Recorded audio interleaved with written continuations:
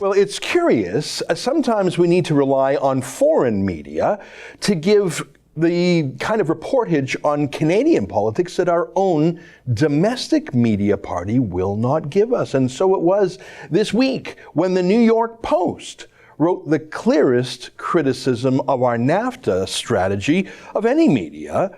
The headline is Justin Trudeau finally gets the trade trouble he deserves.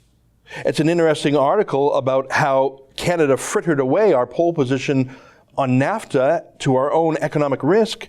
It's written by a professor of law at George Mason University Scalia School of Law. His name is Professor Frank Buckley, and to my shock, Professor Buckley was actually invited on the CBC, Canada's state broadcaster, to explain himself. May I show you a short clip of Professor Buckley talking to Reshmi Nair of the CBC. Take a look at this. Take a look. Before we talk about NAFTA, we want to ask you about this op-ed piece in the New York Times, because there's a lot of talk about it and about the president's ability to make decisions. What is your reaction to that piece?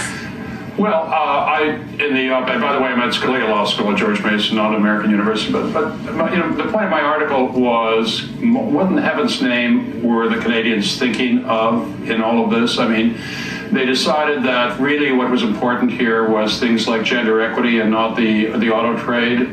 And they sent down Chrystia Freeland to negotiate, and she went out of her way to convey her contempt for Trump. And that just struck me as about the stupidest thing you could do, unless, of course, you would be just as happy to see the whole thing fail.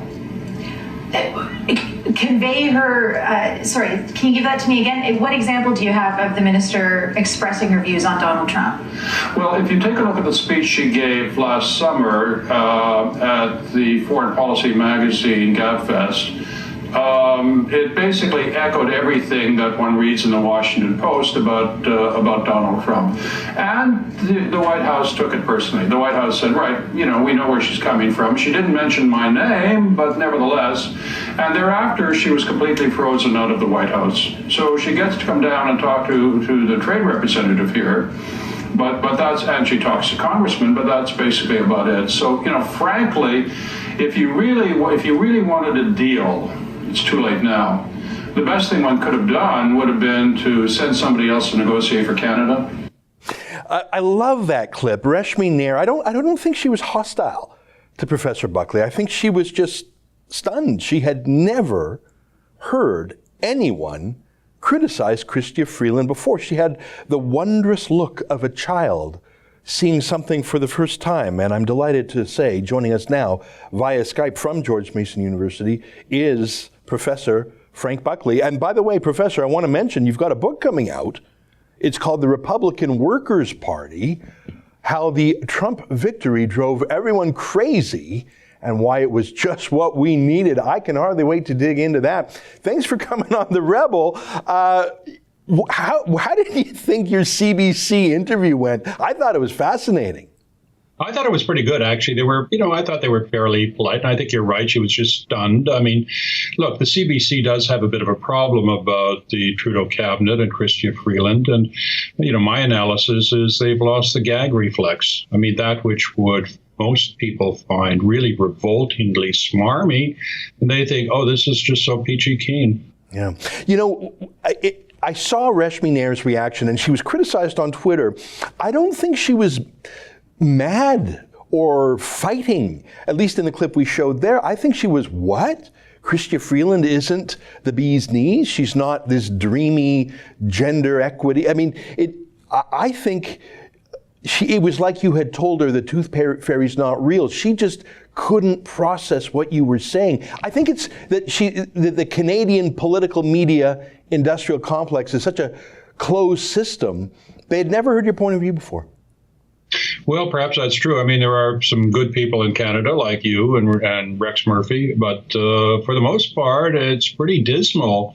And the thing is, this is serious. This is really up there. It's about the most important thing that the Canadian government could do is renegotiate NAFTA, and they've gone out of their way to show that they're bloody idiots on the question, right?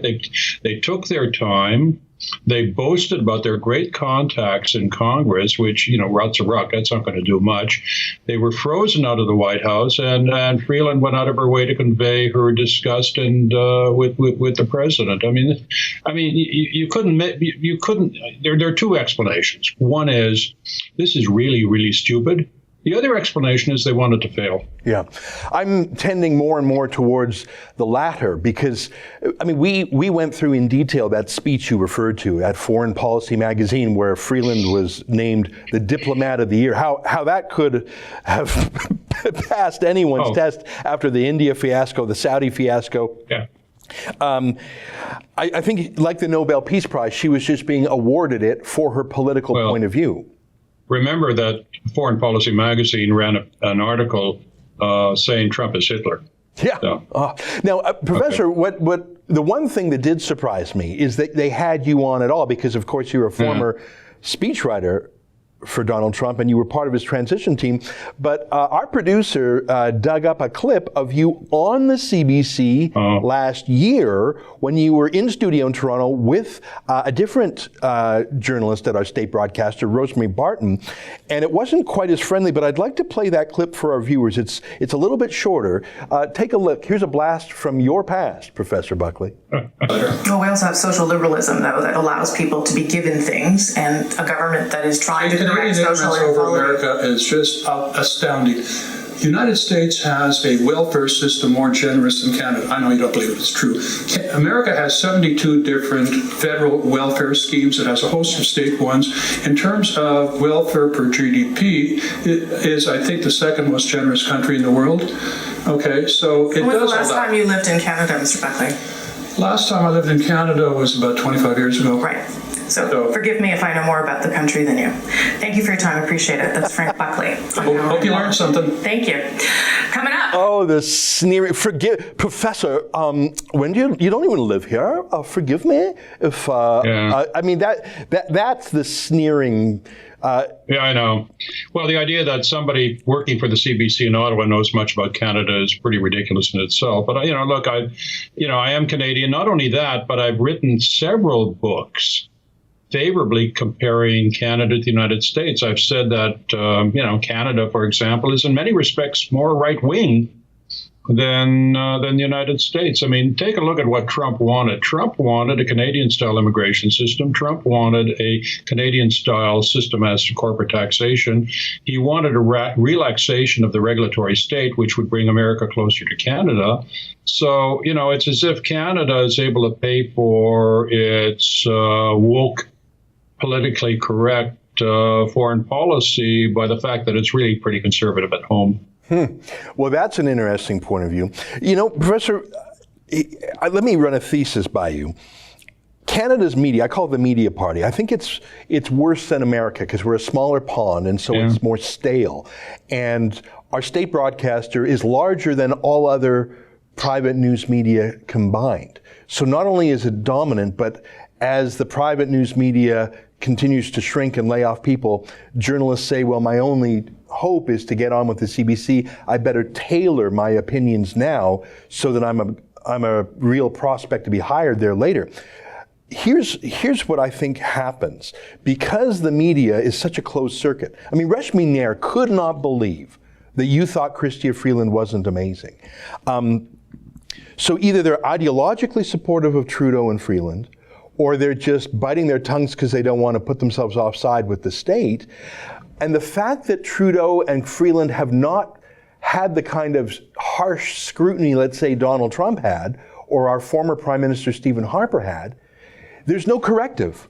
So there was no corrective after the India fiasco, no corrective after the Saudi fiasco, no corrective when Chrystia Freeland flubs it, because everyone says, oh, you're wonderful, you're wonderful. And so the first time they actually encounter something tough, they fail, and they're failing in NAFTA, and they don't understand why. They actually think, no. They're like Baghdad Bob, Saddam Hussein's spin doctor, saying, no, this is going wonderfully. I think the media have some blame here because they kept telling Justin Trudeau he was fabulous. Right. And in fact, he's the world's laughingstock at this point, right? After Bollywood, and indeed after the Saudi fiasco, right, where the American State Department said, we're not going to take sides on this one. And nobody else in the world rushed to the side of Canada. And then you have Canada condescending to Mexico and the Mexicans saying, thank you very much, but, we don't need you. So much for the three amigos. Yeah. Professor, I'm having too much fun with you because you clearly have caused a psychological crisis. They can't process what you said. I just love watching. I've watched that clip of you and Rest Me Ne'er 5 times now, I should tell you. I want to play for you a clip, Professor, of Chrystia Freeland talking about her negotiating style, and she uses emojis with hugs. This clip I'm about to show you was proudly broadcast by the CBC state broadcaster as in admiration. They were thrilled that this new woke style of diplomacy was right. Like what I'm about to show you is a clip not mocking but praising. Take a quick look at this, and I'd like your views afterwards. The European Trade Commissioner, Cecilia Malmström, and I call each other sisters in trade. We sign our emails hugs. We Really? sometimes You actually do that? Yes, we do. Wow. We sometimes send each other smiley faces in particularly difficult moments. Does that work with Ambassador Lighthizer, the guy who eats nails for breakfast, the U.S. trade rep? Do you think sending him emojis of hugs is enough to warm his cold heart? I don't think it does, and I don't think it works with Mike Pompeo either. I mean, it's oh golly, it's at the level of middle school, and it should be. You're right, it should be embarrassing for Canadians, but instead it's ain't she wonderful? But the fact is, we're going to see what happens before very long with respect to the trade. This was the big one. And, if Canada is forced to give up stuff that actually works pretty well, like dispute resolution, to get the deal, or if Canada fails to get the deal, which is more likely, then reality should come crushingly down in the face of all of this smarm. And that's the thing. I mean, Chrystia Freeland was in Berlin the day that Trump announced with his Mexican counterpart the deal. She was in Berlin giving that same foreign policy speech, poking at Trump. She was talking to German diplomats, pandering to their anti-Americanism, instead of being at the White House. Let me throw one more thing at you. And I'm not sure if you saw this in the Wall Street Journal the other day, Professor, but the Mexican foreign minister, and Trump has disparaged Mexico on Twitter more than any other country, more even than China, I put it to you. He always had an undercurrent of respect for China, but he was hostile to Mexico. And yet, the foreign minister of Mexico had 45 visits to the White House and 10 visits to Jared Kushner's personal home. That's according to the Wall Street Journal. 55 face-to-face meetings. And you never saw him giving disparaging speeches. You never see him rising to the bait, getting into Twitter fights with Donald Trump over his taco tweets. He just quietly got the deal while our gender quota foreign minister is sending hugs emojis. And she's not even invited to the White House. She's meeting with, the trade rep. I think Canada has frittered away our angle. We used to be the best buddy of America. Now we're trying to get in on the side. Yeah, absolutely. I mean, I guess that for people like Freeland, it's much more important to be liked by the American left, which despises Trump, than to actually have a trade deal which will provide jobs for Americans. And that's a betrayal of Canada. All right. I like bashing the Liberals because I think they're bad. I think they're bad for Canada. And I think that the rest of the media is in love with them, and we need a counterpoint to that. But let me put on my nationalist pride, my Canadian patriotism, and say, we need to save the Canadian auto industry by we Canadians. I mean, I know Donald Trump would prefer those factories to be in Michigan, Ohio, Pennsylvania. It really is a zero-sum game. Those cars will be made in one place. I mean, I guess they're actually made on both sides of the border. The industry is so integrated. But I think Donald Trump really wants to move our Canadian factories to Michigan, Ohio. He'd have those states wrapped up for 2020. What can Canada do now to salvage things? I don't want Canada to humiliate itself. I just want Canada to keep the factories and keep our preferred status with America, what would your advice be to Chrystia Freeland if she even listened to white males of over 40? Like, I mean, she wouldn't even talk to you because you're obviously a racist, sexist, Islamophobe. But if she would, what advice would you take? Well, I have debated her, actually. Oh, you have? Yeah, I have, actually. And she's not a fool, which leads me to think that she'd be quite happy if the whole thing went south. From our perspective, now speaking, though I'm a joint Canadian-American, as an American, it really would be in America's interest to get that deal. But if it doesn't happen by virtue of Canadian obstreperousness, then perhaps, we'll have a period of readjustment where the supply chain in Oshawa and Windsor moves south. Canada is actually a good deal for the United States, right, in terms of trade. And the Canadians have tried to make that point, but they've really failed. I also was up in Ottawa back in February talking about this, and what I said is the Liberal Party is not the party of John Manley, right? He was the guy who said, I'll free trade with anybody who free trades with me. Mm-hmm. It's more like the Liberal Party of John Turner, if you remember the 1988 election. Right. It is increasingly nationalistic in the bad sense of raising borders and no trucker trade with the Yanks.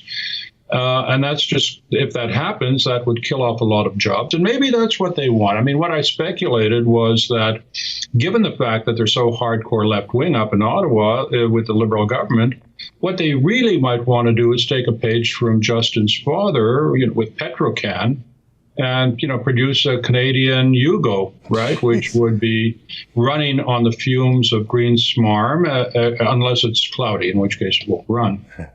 Oh my God, a solar-powered, battery-powered Canadian Yugo. No one tell Catherine McKenna your idea, because I fear that will be a Liberal campaign platform in the 2019 election. Professor, it's great to catch up with you. I had way too much fun watching your interview and playing back those Chrystia Freeland clips to you. But thanks for joining us, and I hope that sound policy will prevail here, but I fear that you're correct. I appreciate you taking the time with us.